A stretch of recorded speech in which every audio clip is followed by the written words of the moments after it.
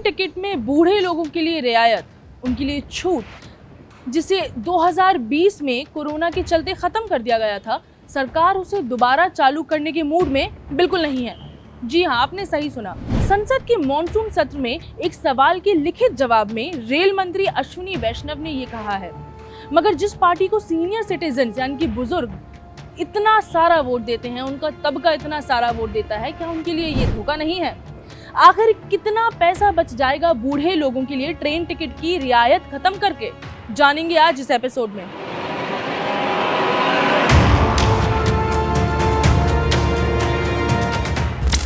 Hello and welcome to Uncut. मैं हूं साहिबा खान और आज हम बात करने वाले हैं कि क्यों सरकार सीनियर सिटीजन्स के लिए वापस नहीं ला रही है टिकट कंसेशन, टिकट में रियायत। दोस्तों, संसद में मॉनसून सत्र में एक सवाल आया था कि कोविड-19 के समय जिन रियायतों को, जिन कंसेशंस को खत्म किया गया था, क्या वो अब दोबारा चालू होंगे? आपको बताती चलूं कि कोरोना काल में कई रियायतें पूरी तरीके से खत्म कर दी गई थी। डिसेबल्ड का कोटा, स्टूडेंट कोटा, 11 तरीके के मरीजों के लिए कोटा और बुजुर्गों का कोटा। ये इसीलिए किया गया था क्योंकि उस समय सब घर में बंद थे, कोई ट्रैवल नहीं कर रहा था, ट्रेन्स भी बंद पड़ी हुई थी। उस समय सरकार को काफ़ी नुकसान झेलना पड़ा था, स्पेशली रेलवेज। अब जाकर के सब थोड़ा थोड़ा बेहतर होना शुरू हुआ है, तो कुछ रियायतें वापस बहाल कर दी गई हैं, जैसे कि डिसेबल्ड कोटा, स्टूडेंट्स कोटा और 11 कैटेगरीज के मरीजों के लिए कोटा। वैसे तो रेल मंत्री ने भी इस साल मार्च में एक लिखित जवाब में लोकसभा में रियायतों की बहाली ना करने की बात कही थी, लेकिन रेलवे के रेवेन्यू और सेवाओं में सुधार और कोविड सिचुएशन में बेहतरी के साथ ऐसी उम्मीद जताई जा रही थी कि भैया रियायतें बहाल की जा सकती हैं, कम से कम बुजुर्गों के लिए तो सही। मगर इस सत्र में दोबारा यही बात बोलकर ये स्पष्ट कर दिया गया है कि हाल फिलहाल में तो ट्रेन टिकटों पर बुजुर्गों के लिए कोई छूट नहीं है। आमतौर पर बुजुर्गों के लिए मैं आपको बता देती हूँ, कंसेशन में 40% तक की छूट मिल जाया करती है नॉर्मल टिकट रेट पर। सरकारी डेटा के अनुसार सीनियर सिटीजन्स की इस छूट और रियायत के चक्कर में 2017 से 2018 में 1491 करोड़, 18 से 19 में 1636 करोड़ और 19 से 20 में 1667 करोड़ का घाटा सरकार को झेलना पड़ा था। अब सरकार ये कह रही है कि बहुत हुआ कंसेशन, अब नॉर्मल प्राइस पर मिलेंगे बुजुर्गों को टिकट। तो जी, ये थी सरकारी आंकड़े। मगर यदि सरकार के घाटों की बात हो रही है तो बात ये भी होनी चाहिए कि सरकार की जो बुलेट ट्रेन है, जो उन्होंने जापान से ली है, वो 88,000 करोड़ का लोन लेकर के ली है 0.1% के रेट पर। उसका क्या? रेल विशेषज्ञों का मानना है कि अहमदाबाद मुंबई रूट पर करीब 20 ट्रेनें ऑलरेडी चलती हैं, साथ ही साथ 10 फ्लाइट भी चलती हैं। बुलेट ट्रेन के कॉरिडोर को जस्टिफाई करने के लिए लोगों ने कहा ज़रूर था कि इन दो शहरों के बीच बहुत ट्रैफिक होता है, बहुत लोगों का आना जाना होता है। मगर एक आरटीआई के जवाब में एक ये सच सामने आया कि वेस्टर्न रेलवेज को 30 करोड़ का घाटा झेलना पड़ता है, वो भी हर क्वार्टर में, और 40 से 44% ट्रेन इन दो शहरों के बीच खाली जाती हैं। अब आ जाते हैं तेजस एक्सप्रेस पर।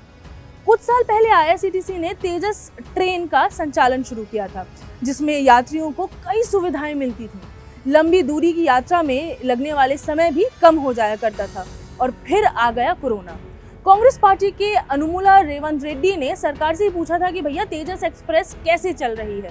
अब रेल मंत्री ने जवाब दिया है कि कोरोना की वजह से तेजस एक्सप्रेस कोई लाभ, कोई प्रॉफिट नहीं दे रही।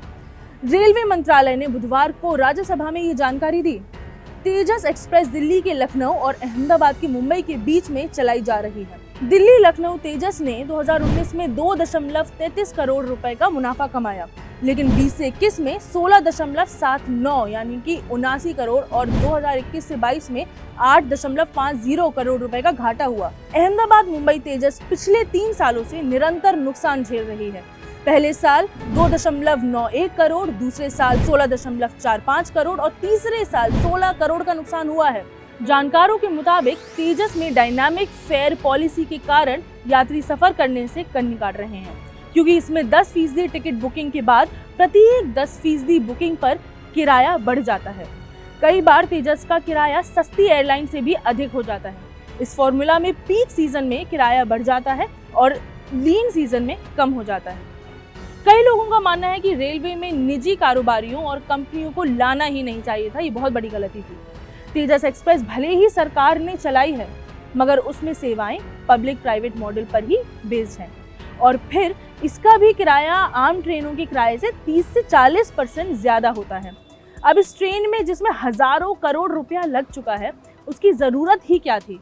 क्या इसमें पैसा बर्बाद नहीं हुआ? ये हमारा नहीं, जानकारों का कहना है। कहने को तो बात ये भी है कि आज भी सांसदों और पूर्व सांसदों को फ्री में ट्रेन टिकट की सुविधा मिलती है या भारी रियायत मिलती है, तो उनसे ये सहूलियत क्यों नहीं छीन ली जाती और आम आदमी पर ही क्यों इस रियायत को वापस लेने की रिवायत है?